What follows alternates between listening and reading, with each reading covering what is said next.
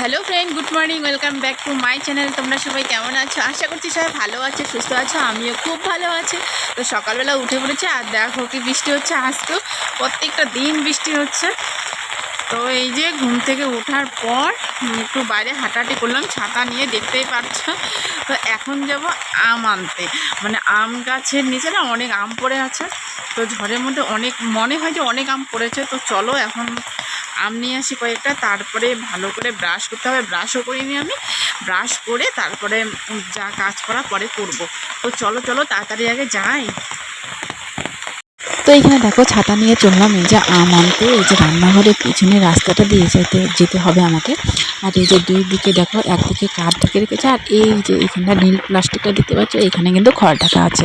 এই যে আম গাছটা আমাদের, আর এটা হচ্ছে বড়মাদের বাড়ি। আর এইখানটায় দেখো আমাদের বড় বড় ঘাস চাষ করা হয় গরুর জন্য। তো চলো, এই দেখো জল আছে, আর কোনো সেই ঘাস জঙ্গল রয়েছে একটু একটু। তো চোখে খুব ভয় লাগে। তো যাই হোক, আম খুঁজছি, কিন্তু একটা আমও কেন যেন চোখে পড়ছে না।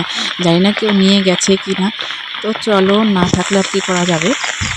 তো বন্ধুরা, গেলাম আম গাছের নিচে আম আনার জন্য, কিন্তু বিশ্বাস করো একটা আমও আজকে পাইনি। হয়তো কেউ সকালবেলা উঠে নিয়ে গেছে। তো যাই হোক, কি আর করা যাবে। এই যে এটা নিয়ে গিয়েছিলাম, ভাবছিলাম যে এটা আমাদের নিয়ে আসবো, তো পেলামই না, তা আনবো আর কি। যাই হোক, সারাদিন করতেই থাকবে। আর ঘরে যদিও অনেকগুলো আছে, তবু মানে বেশি একটা খাওয়া হয় না আম। তার মধ্যেও কী বলো তো, মানে নিজের বাড়ির কাছে তো ওর জন্য মানে আম কুড়োতে বেশ ভালো লাগে। মানে অনেকগুলো পেলে পরে ভালো লাগে না, এতগুলো আম পেয়েছি, এইটাই একটা কারণ। তাছাড়া সেরকম কোনো কিছুই না, হয়তো কেউ নিয়ে গেছে, তো সেটা কোনো ব্যাপার না। তো চলো এখন কাজগুলো ঝটপট করে নিচ্ছে, আর স্নানও করতে হবে। তো আগে কাজগুলো করে নিই, তারপরে স্নান করবো। তো চলো ঝটপট কাজ করে।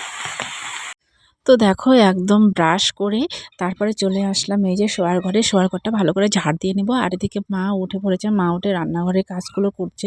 আর আমি তো বাসি শরীরে রান্নাঘরে যাবো না, রান্নাবান্নাটা আর কি করবো না। তো এদিকে মেয়ে ওঠার আগে আমাকে সমস্ত কাজ করে নিতে হবে। তো আমার রুমটা ঝাড় দেওয়া হয়ে গেলে এই যে মার রুমে চলে আসলাম, মার রুমটাও ঝাড় দিব। আর মশারি এখনও তোলা হয়নি, মশারিটা পরে তুলতে হবে। তো আগে ঝাড় দিই, আর একটু ঘরটা মুছতে হবে, কারণ এই যে বৃষ্টি বাদলের দিন জানো তো, মানে এত কাদা হয় বাইরে। তো যতই তুমি ভালোভাবেই চলাফেরা করো না কেন, পায়ের সাথে একটুটা একটু আসবেই। আর ঘরের মেঝেটা কীরকম বালি বালি, মানে ভালো লাগে না। তার জন্য মানে প্রত্যেকদিন মুছলে তো বেশি ভালো হয়, কিন্তু প্রত্যেকদিন মুছে দেওয়া সম্ভব না, অন্যান্য আরও অনেক কাজ থাকে, তাই না? এই সমস্ত কাজ সকালবেলা না করলে আবার দুপুরবেলা ভালো লাগে না এসব কাজ করতে। স্নানের পরে কি আর এই যে মনে করো মাটি কাদা এইসব কিছু সত্যি ইচ্ছা করে একদম ভালো না। তাই সকালবেলা করলে আর কি খুব ভালো হয়। তো দেখো, আমার ঝাড় দেওয়া প্রায় হয়ে গেছে। আর বারান্দাটা আমি ভালো করে ঝাড় দিয়ে নেবো। আর ওখানটা এই বৃষ্টির মধ্যে ভিজে ভিজে ঝাড় দেওয়া যাবে না, কারণ শরীর খারাপ হবে। যাই হোক, ঝাড়টা দিয়ে নিচ্ছে। আর এই যে সকালবেলা যত বৃষ্টি হবে, আমি সকালবেলা যদি উঠো না, তাহলে সমস্ত কাজ কিন্তু একটু মানে একটু করে নিলে, কষ্ট করে নিলে পরে কিন্তু অতটা খারাপ লাগে না। কিন্তু ওই যে বৃষ্টি, এই বৃষ্টির কথা ভেবে যদি তুমি অনেক লেট করে উঠো না, তাহলে পরে সব কাজ করে ভাববে বৃষ্টিটা ছাড়লে পরে আর ভালো লাগে না, যে এত কাজ বাকি আছে করার, এখনও কীভাবে এত কাজ করব, এই হচ্ছে মাথার মধ্যে একটা টেনশন থেকে যায়। কিন্তু বৃষ্টিতে উঠে পড়ার পরে যদি সব কিছু করে নাও আস্তে আস্তে, মানে ঘরের ভিতরে যা কাজ আছে সব কিছু গুছিয়ে রাখো, আর বাড়িটা পরে বৃষ্টি ছাড়লে করা যায়। তো যাই হোক, এদিকে দেখো আমার এই যে বালতিতে জল নিয়ে আসলাম। আর জল নিয়ে এসে একদম ভালো করে মুছে নেব, না মুছলে তো একদমই হবে না। তো আমাদের রুমটা মুছে নিয়ে তারপরে কিন্তু আমি মার রুমটাতে চলে গিয়েছিলাম মুছতে। তো আমাদের রুমটা আর দেখালাম না, এই যে মার রুমটাতে চলে আসলাম। মার রুমটা ভালো করে মুছে নেব, তারপরে আমি স্নানটা করে নেব। তো এইদিকে আবার মানে তাড়াতাড়ি উঠে পড়েছিলাম, তো ওইদিকে আবার একটু খিদে পেয়ে গেছে। মানে চা খাওয়া হয়নি এখনও, স্নান না করে চা খাবো না, তো স্নানটা করে তারপরেই চা খাবো। তো চলো তাড়াতাড়ি এই যে মোছা করে নিই। আর কে কে আমার মতো এই যে সকালবেলা উঠে কাজ করতে ভালোবাসে, তাহলে অবশ্যই বলবে, আমাকে কমেন্টে জানিয়ে দেবে। আমার কিন্তু সকাল সকাল কাজটা করতেই বেশ ভালো লাগে। তো যাই হোক, এক একজনের এক এক রকম ইচ্ছে, এক এক রকম, তাই না? আর এক রকম ইচ্ছে প্রত্যেকটা মহিলারই কিন্তু সকালবেলা উঠে কাজ করতেই হয়, এটা আমাদের লাইফের সঙ্গে একদম মানে জড়িত। মানে এটা না করলে একদম হবেই না। তো এইদিকে দেখো দরজা জানলাগুলো খোলা রয়েছে। আর বললাম না, কারেন্ট এই যায় এই আসে, বৃষ্টির দিন কি অবস্থা, মোবাইলটার মধ্যে ঠিকঠাক চার্জও থাকে না। তো এই জন্যই দেখো এখন আছে, কিছুক্ষণ পরে কারেন্ট থাকবে না। আর মোবাইলের মধ্যে না বেশি একটা চার্জ নেই, যার জন্য আমি ঠিকঠাক করে ব্লগগুলোও করতে পারি না বৃষ্টির দিন। আর কী বা করবো বলো, চারদিক দিয়ে এত বৃষ্টি পড়ছে, কীভাবে বাইরে যাব, কী তোমাদেরকে দেখাবো বলো এই বৃষ্টি বাদলের দিন। তো যাই হোক, যতটুকু পেরেছি আর কি ততটুকুই তোমাদেরকে শেয়ার করার চেষ্টা করেছি। তো দেখো এই দিক দিয়ে আমি আর এই যে খাটটার নিচে আর ঢুকলাম না, কারণ তাড়াতাড়ি করতে হবে আমাকে, এত কিছু মানে খুঁটিয়ে করলে এখন হবে না। কারণ এদিকে দেখো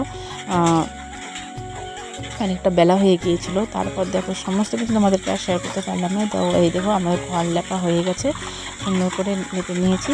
আর এই দেখো মোচা করে রাখলে কি না ভালো লাগে, সব ভালো লাগে। বাইরেটা দেখো একবার কী অবস্থা, ঘর বাড়ির খুবই খারাপ অবস্থা, তবু মুছে গুছে রাখা হয় বলে একটু ভালো লাগে। তো বাইরে ওইদিকে মা বৃষ্টির মধ্যে ভিজে বাসন মেজে নিয়ে রান্নাঘরে যাবে। তো বৃষ্টির মধ্যে মাও ভিজে যায়, আমিও ভিজে যাই, কী অবস্থা বলো দেখি। তারপরে ভাবলাম যে উঠোনটা এখন ঝাড় দেবো না। তারপরে ভাবলাম না, কেন ঝাড় দেবো না, ঝাড়টা একটু দিয়েই নিই, কারণ বৃষ্টিতে আমি ভিজেই গিয়েছি, আর তো স্নান আমাকে করতেই হবে। তার জন্য আমি উঠোনটাও ঝাড় দিয়ে নিলাম এই বৃষ্টির মধ্যে ভিজে। তো মা বলছিল যে থাক, উঠোনটা এখন ঝাড় দিতে হবে না বৌমা, বৃষ্টিতে ভিজতে হবে না। তো আমি বললাম যে না, ঝাড়টা দিয়েই নেই, কারণ এই বৃষ্টির মধ্যে তো আমি ভিজেই গিয়েছি অর্ধেক, আর স্নানও করতে হবে, এর জন্য ঝাড়টা দিয়েই নিই। তো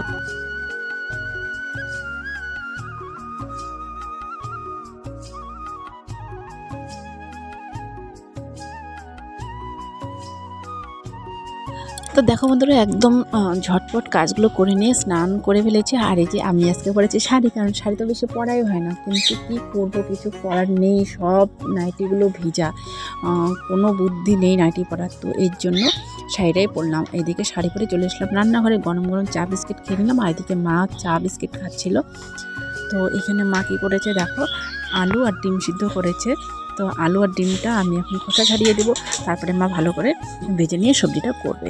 আর কি হয়েছে বলো তো বন্ধুরা, আমি ঠিকঠাক করে ভিডিওই করতে পারছিলাম না, কারণ অল্প করে করেছি। কারণ কি বলো তো, মোবাইলে তো চার্জ ছিল না ঠিকঠাক, তো মোবাইলে চার্জ থাকলে তো ভালো করে করবো, তাই না? আর কারেন্টটা যায় আসে, কারেন্টের অপেক্ষায় থাকলে তো হবেই না, কখন কারেন্ট আসে তার কোনো ঠিক নেই। তো দেখো এদিকে গল্প করতে মার এদিকে ডিম ভাজি হয়ে গেছে, আর এদিকে পটল ভাজি করলা ভাজি করেছে। তো মা এদিকে রান্না করুক, আর আমি বাইরে একটু যাব, দেখব যে বাইরে কি অবস্থা এখন।